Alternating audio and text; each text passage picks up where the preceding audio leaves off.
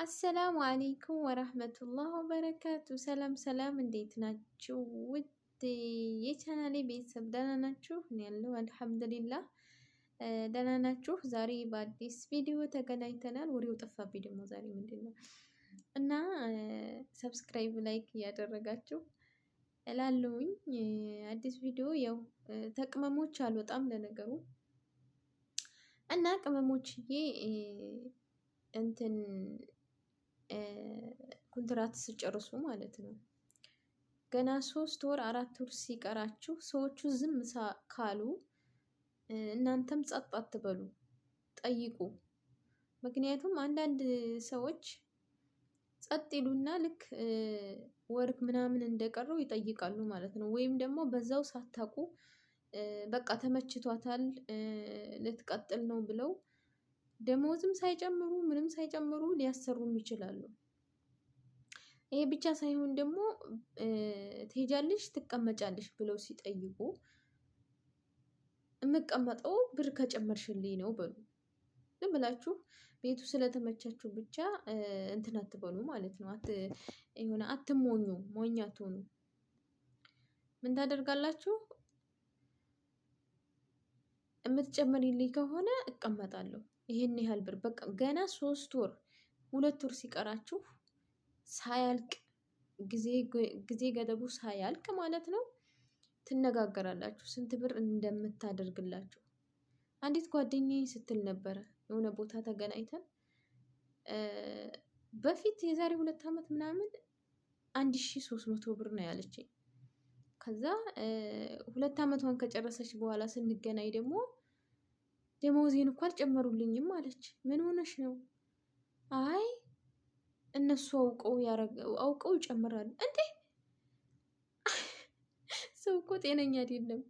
አውቀው እነሱ እንኳን ሊጨምሩ ቢቀንሱ ደስ ይላቸዋል። ምን ነካችሁ? ቢቀንሱ ለራሱ ደስ ይላቸዋል አይደለም ሊጨምሩ። አንዳንድ ሞኝ ልጆች አሉ ወደዱን ብለው የሆነ የሚያሽቃብጡት ነገር አለ። ወላሂ የሆነ ያሽቃብጣሉ።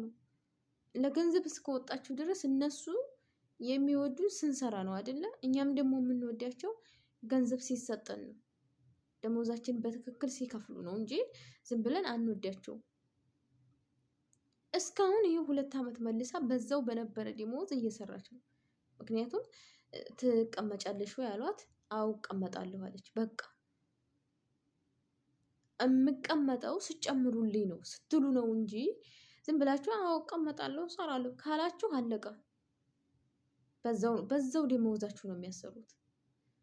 አንዳንድ ነው እንጂ የሚገኘው አውቆ የሚጨምር ሰው የለም። ቢቀንሱ ለራሱ ደስ ይላቸዋል። ትቀልዳላችሁ እንዴ? አውቀው እንዴት ነው የሚጨምሩት እነሱ? እናንተ ገና 3 ወር 4 ወር ሲደርሳችሁ ጠይቁ። እነሱም ሊጠይቋችሁ ይችላሉ። ያኔ ሲጠይቋችሁ እናንተ ከጨመራችሁልኝ ይቀመጣለሁ አለቀ። እንደዛ ብላችሁ ነው መስማማት ያለባችሁ እንጂ በኋላ እንደገና ብታለቅሱት ከተሰራ በኋላ ብታወሩት ምንድነው ብትናደዱት መፍትሄ የለውም። መጀመሪያ ነው በደንብ ማሰብ ያለባችሁ። ጭቅጭቅም አይኖርም፣ ምንም አይኖርም። በሰላም ኮንትራታችሁን ትጨርሳላችሁ ማለት ነው እንጂ አውቀው የሚጨምር ማንም የለ። ማንም የትኛውም ቦታ ተጨቃጭቀንም በሆነ አይደለም እንኳን አውቀው ሊጨምሩና እንደውም ይቀንሳሉ።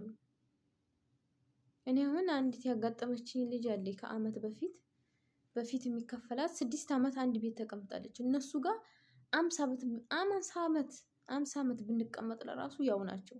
ለኛ የሆነ የተለየ ነገር እንትን አይሉንም። 6 ዓመት ተቀምጣ 6 ዓመቱን ሙሉ እየጨመረችላት ነው።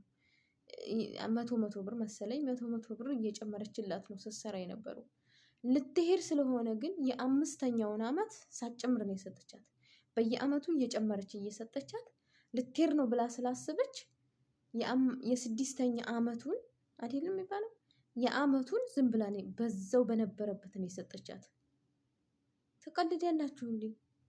እነሱ በጣም እውቀት አላቸው ከገንዘብ ጋር። ብዙዎቹም ባይሆኑ አብዛኞቹ ትንሽ ናቸው የሚገኙት። አውቀው እንደ ሰው አስበው ተጨንቀው አይችል ጥሩ ናት እኮ ብለው ምናምን የሚጨምሩት አንዳንድ ሰዎች ናቸው። አብዛኛው ታልተናገራችሁ አልተናገራችሁም አይደለም ሳይነገራቸው ሊጨምሩ ይቅሩና ማለት ነው። እኛ ለራሱ ተከራክረን በግድ ነው ሌላ ሰራተኛ ከምናመጣ ብለው እንደገና አስበው ስንት ቀን ሙሉ አስበው እዛ የሚያመጡበትን ከቢሮ የሚያመጡበትን እዚህ ጋር የመኖሪያ ወረቀት የሚያሰሩበትን ያንን ያስቡና